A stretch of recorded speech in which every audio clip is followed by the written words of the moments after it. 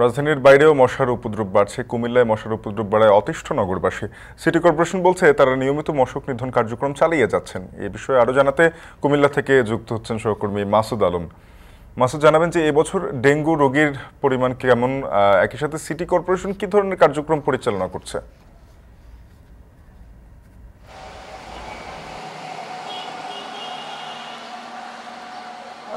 শাফিন, সন্ধ্যা নামতেই কিন্তু কুমিল্লা নগরীতে মশার যে উপদ্রব সেটা কিন্তু বাড়তে শুরু করে। নগরবাসী যারা রয়েছেন বাসিন্দারা, তারা কিন্তু সবসময় অভিযোগ করে আসছেন যে মশার যে উপদ্রব সে অনুসারে সিটি কর্পোরেশন কর্তৃপক্ষ যারা রয়েছেন তারা কিন্তু মশক নিধনে কোনো ধরনের সে চোখে পড়ার মতো কিন্তু উদ্যোগ গ্রহণ করেনি। আমরা সিটি কর্পোরেশনের যিনি প্রধান নির্বাহী রয়েছেন তার সঙ্গে আমরা কথা বলেছি। তিনি আমাদেরকে জানিয়েছেন যে তারা প্রতিদিন না পারলেও কিন্তু সপ্তাহে 2-1 দিন বিভিন্ন ওয়ার্ডে পরিক্রমায় কিন্তু তারা মশক নিধনের কার্যক্রম পরিচালনা করে আসছেন। তবে নগরবাসী বলছেন সেটা কিন্তু আসলে তাদের চোখে পড়ছে না।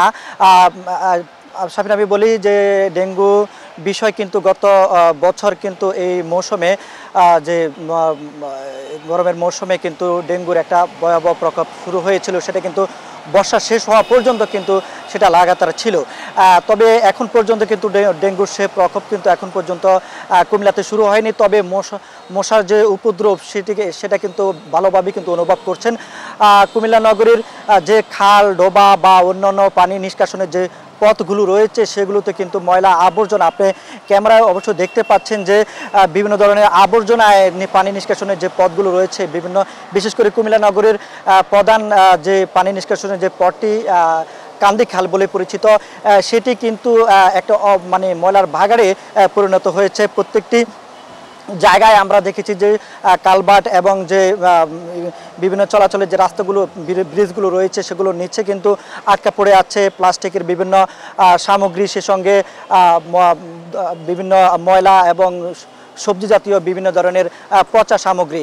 সেগুলো থেকে কিন্তু এই মশার সৃষ্টি হচ্ছে বলে নগরবাসী বলছেন যে এই ধরনের ময়লা আবর্জনাগুলো এবং ড্রেন নালাগুলো সিটি কর্পোরেশন নিয়মিতভাবে পরিষ্কার না করার কারণে সেখান থেকে কিন্তু সেগুলো সৃষ্টি হচ্ছে।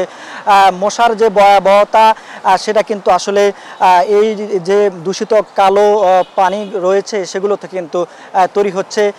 এই সৃষ্টি হওয়া মশাগুলোই কিন্তু নগরের বাসাবাড়ি, বিশেষ করে যে গণবসতিগুলো যে জায়গাগুলো রয়েছে, অঞ্চলগুলো রয়েছে, বিশেষ করে যেখানে মানুষের গণবসতিপূর্ণ বসবাস, সেখানে কিন্তু এই মশার উপদ্রব ভালোভাবে লক্ষ্য করা যাচ্ছে।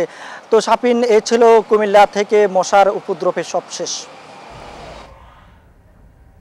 সহকর্মী মাসুদ আলম কুমিল্লা থেকে যুক্ত হয়ে জানাচ্ছিলেন কুমিল্লা সিটি কর্পোরেশনের উল্লেখযোগ্য উদ্যোগ নেই মশক নিধনে।